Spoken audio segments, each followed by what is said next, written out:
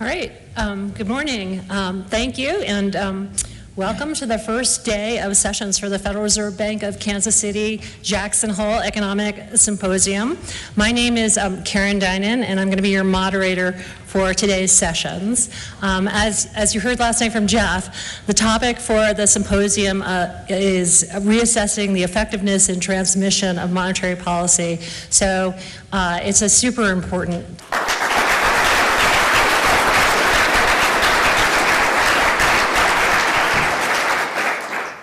Thank you, Karen, and thanks to our hosts from the Kansas City Fed. It's great to be back here today. 4.5 years after COVID-19's arrival, the worst of the pandemic-related economic distortions are fading. Inflation has declined significantly. The labor market is no longer overheated, and conditions are now less tight than those that prevailed before the pandemic. Supply constraints have normalized, and the balance of risks to our two mandates has changed. Our objective has been to restore price stability while maintaining a strong labor market, avoiding the sharp increases in unemployment that characterized earlier disinflationary episodes when inflation expectations were less well anchored. While the task is not complete, we have made a good deal of progress toward that outcome. Today, I will begin by addressing the current economic situation and the path ahead for monetary policy. I will then turn to a discussion of economic events since the pandemic arrived, exploring why inflation rose to levels not seen in a generation and why it has fallen so much while unemployment has remained low. So let's begin with the current situation and the near-term outlook for policy. For much of the past 3 years, inflation ran well above our 2% goal, and labor market conditions were extremely tight. The FOMC's primary focus has been on bringing down inflation, and appropriately so. Prior to this episode, most Americans alive today had not experienced the pain of high inflation for a sustained period. Inflation brought substantial hardship, especially for those least able to meet the higher costs of essentials, like food, housing, and transportation. High inflation triggered stress and a sense of unfairness that linger today. Our restrictive monetary policy helped restore balance between aggregate supply and demand, easing inflationary pressures and ensuring that inflation expectations remained well anchored. Inflation is now much closer to our objective, with prices having risen 2.5% over the past 12 months. After a pause earlier this year, progress toward our 2% objective has resumed. My confidence has grown that inflation is on a sustainable path back to 2%. Turning to employment, in the years just prior to the pandemic, we saw the significant benefits to society that can come from a long period of strong labor market conditions. Low unemployment, high participation, historically low racial employment gaps, and with inflation low and stable, healthy real wage gains that were increasingly concentrated among those with lower incomes. Today, the labor market has cooled considerably from its formerly overheated state. The unemployment rate began to rise over a year ago and is now at 4.3%, still low by historical standards, but almost a full percentage point above its level in early 2023. Most of that increase has come over the past 6 months. So far, rising unemployment has not been the result of elevated layoffs, as is typically the case in an economic downturn. Rather, the increase mainly reflects a substantial increase in the supply of workers and a slowdown from the previously frantic pace of hiring. Even so, the cooling in labor market conditions is unmistakable. Job gains remain solid, but have slowed this year. Job vacancies have fallen, and the ratio of vacancies to unemployment has returned to its pre-pandemic range. The hiring and quits rates are now below the levels that prevailed in 2018 and 19. Nominal wage gains have moderated, and all told, labor market conditions are now less tight than just before the pandemic in 2019, a year when inflation ran below 2%. It seems unlikely that the labor market will be a source of elevated inflationary pressures anytime soon. We do not seek or welcome further cooling in labor market conditions. Overall, the economy continues to grow at a solid pace, but the inflation and labor market data show an evolving situation. The upside risks to inflation have diminished, and the downside risks to employment have increased. As we highlighted in our last FOMC statement, we are attentive to the risks to both sides of our dual mandate. The time has come for policy to adjust.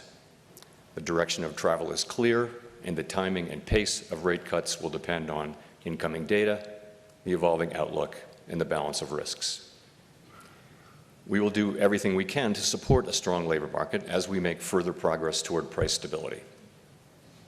With an appropriate dialing back of policy restraint, there is good reason to think that the economy will get back to 2% inflation while maintaining a strong labor market. The current level of our policy rate gives us ample room to respond to any risks we may face, including the risk of unwelcome further weakening in labor market conditions. So let's now turn to the questions of why inflation rose and why it has fallen so significantly even as unemployment has remained low. There's a growing body of research on these questions, including Gowdy Eggerson's work, which we'll shortly discuss, and this is a good time for this discussion. It is, of course, too soon to make definitive assessments. This period will be analyzed and debated long after we are all gone. The arrival of the COVID-19 pandemic led quickly to shutdowns in economies around the world. It was a time of radical uncertainty and severe downside risks. As so often happens in times of crisis, Americans adapted and innovated. Governments responded with extraordinary force, especially in the United States. Congress unanimously passed the CARES Act. At the Fed, we used our powers to an unprecedented extent to stabilize the financial system and help stave off an economic depression. After a historically deep but brief recession, in mid-2020, the economy began to grow again. And as the risks of a severe extended downturn receded, and as the economy reopened, we faced the risk of replaying the painfully slow recovery that followed the global financial crisis. Congress delivered substantial additional fiscal support in late 2020 and again in early 2021. Spending recovered strongly in the first half of 2021, and the ongoing pandemic shaped the pattern of the recovery. Lingering concerns over COVID weighed on spending on in-person services, but pent-up demand, stimulative policies, pandemic changes in work and leisure practices, and the additional savings associated with constrained services spending all contributed to a historic surge in consumer spending on goods. The pandemic also wreaked havoc on supply conditions. 8 million people left the workforce at its onset, and the size of the labor force was still 4 million below its pre-pandemic level in early 2021. The labor force would not return to its pre-pandemic trend until mid-2023. Supply chains were snarled by a combination of lost workers, disrupted international trade linkages, and tectonic shifts in the composition and level of demand. Clearly, this was nothing like the slow recovery after the global financial crisis. Enter inflation. After running below target through 2020, inflation spiked in March and April 2021. The initial burst of inflation was concentrated rather than broad-based, with extremely large price increases for goods in short supply, such as motor vehicles. My colleagues and I judged at the outset that these pandemic-related factors would not be persistent, and thus that the sudden rise in inflation was likely to pass through fairly quickly without the need for a monetary policy response. In short, that the inflation would be transitory. Standard thinking has long been that, as long as inflation expectations remain well anchored, it can be appropriate for central banks to look through a temporary rise in inflation. The good ship transitory was a crowded one. With most mainstream analysts and advanced economy central bankers on board, I think I see some former shipmates out there today. The common expectation was that supply conditions would improve reasonably quickly, that the rapid recovery in demand would run its course, and that demand would rotate back from goods to services, bringing inflation down. For a time, the data were consistent with the transitory hypothesis. Monthly readings for core inflation declined every month from April through September 2021, although progress came slower than expected. The case began to weaken around mid-year, as was reflected in our communications. And beginning in October, the data turned hard against the transitory hypothesis. Inflation rose and broadened out from goods to services, and it became clear that high inflation was not transitory and that it would require a strong response if inflation expectations were to remain well anchored. We recognized that and pivoted beginning in November. Financial conditions began to tighten, and after phasing out our asset purchases, we lifted off in March of 2022. By early 2022, headline inflation exceeded 6% and core was above 5%. New supply shocks appeared. Russia's invasion of Ukraine led to a sharp increase in energy and commodity prices. The improvements in supply conditions and the rotation in demand from goods to services were taking much longer than expected, in part due to further COVID waves in the United States. And COVID continued to disrupt production globally, including through new and extended lockdowns in China. Higher rates of inflation were a global phenomenon reflecting common experiences: rapid increases in the demand for goods, strained supply chains, tight labor markets, and sharp hikes in commodity prices. The global nature of inflation was unlike any period since the 1970s. Back then, high inflation became entrenched, an outcome we were utterly committed to avoiding. By mid-2022, the labor market was extremely tight, with employment increasing by 6.5 million jobs from the middle of 2021. This increase in labor demand was met in part by workers rejoining the labor force as health concerns began to fade, but labor supply remained constrained, and in the summer of 2022, labor force participation remained well below pre-pandemic levels. There were nearly twice as many job openings as unemployed persons from March 2022 through the end of the year, signaling a severe labor shortage, and inflation peaked at 7.1% in June 2022. At this podium 2 years ago, I discussed the possibility that addressing inflation could bring some pain in the form of higher unemployment and slower growth. Some argued that getting inflation under control would require a recession and a lengthy period of high unemployment, and I expressed our unconditional commitment to fully restoring price stability and to keeping at it until the job is done. The FOMC did not flinch from carrying out our responsibilities, and our actions forcefully demonstrated our commitment to restoring price stability.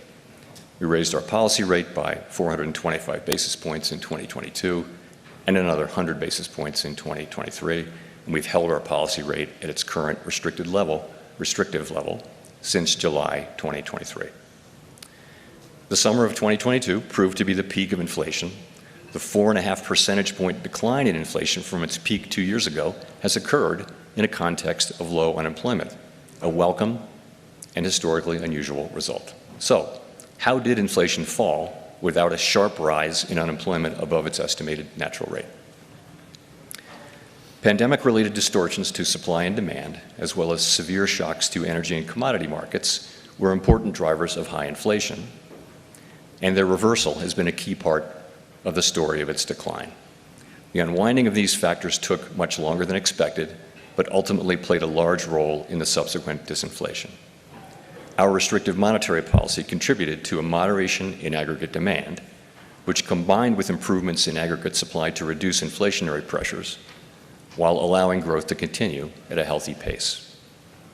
As labor demand also moderated, the historically high level of vacancies relative to unemployment has normalized primarily through a decline in vacancies, without sizable and disruptive layoffs, bringing the labor market to a state where it is no longer a source of inflationary pressures. A word on the critical importance of inflation expectations. Standard economic models have long reflected the view that inflation will return to its objective when product and labor markets are balanced without the need for economic slack, so long as inflation expectations are anchored at our objective. That's what the model said. But the stability of longer-run inflation expectations since the 2000s had not been tested by a persistent burst of high inflation. It was far from assured that the inflation anchor would hold. Concerns over de-anchoring contributed to the view that disinflation would require slack in the economy and specifically in the labor market. An important takeaway from recent experience is that anchored inflation expectations, reinforced by vigorous central bank actions, can facilitate disinflation without the need for slack. This narrative attributes much of the increase in inflation to an extraordinary collision between overheated and temporarily distorted demand and constrained supply. While researchers differ in their approaches and to some extent in their conclusions, a consensus seems to be emerging, which I see as attributing most of the rise in inflation to this collision. All told, the healing from pandemic distortions, our efforts to moderate aggregate demand, and the anchoring of expectations have worked together to put inflation on what increasingly appears to be a sustainable path to our 2% objective. Disinflation while preserving labor market strength is only possible with anchored inflation expectations, which reflect the public's confidence that the central bank will bring about 2% inflation over time. That confidence has been built over decades and reinforced by our actions.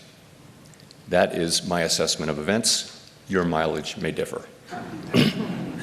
So let me wrap up by emphasizing that the pandemic economy has proved to be unlike any other, and that there remains much to be learned from this extraordinary period. Our statement on longer-run goals and monetary policy strategy emphasizes our commitment to reviewing our principles and making appropriate adjustments through a thorough public review every 5 years.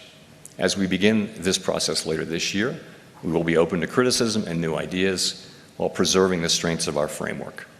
The limits of our knowledge, so clearly evident during the pandemic, demand humility and a questioning spirit focused on learning lessons from the past and applying them flexibly to our current challenges. Thank you.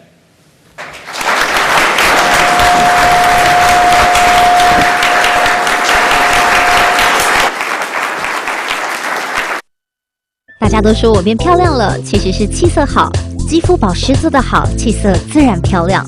我选择 KS 皇家呵护芦荟保湿舒缓凝胶，因为它用国际芦荟协会认证高品质的库拉索芦荟，含有大量的粘多糖体，类似于玻尿酸，可以帮助锁住皮肤水分，让肌肤长时间保持水嫩，还运用 TTS 技术增强芦荟的生物活性，修护舒缓日晒后的各种不适。KS 皇家呵护芦荟保湿舒缓凝胶，帮助您随时拥有水润肌、好气色，呵护您，呵护全家人，专属你的 KS Royal Care。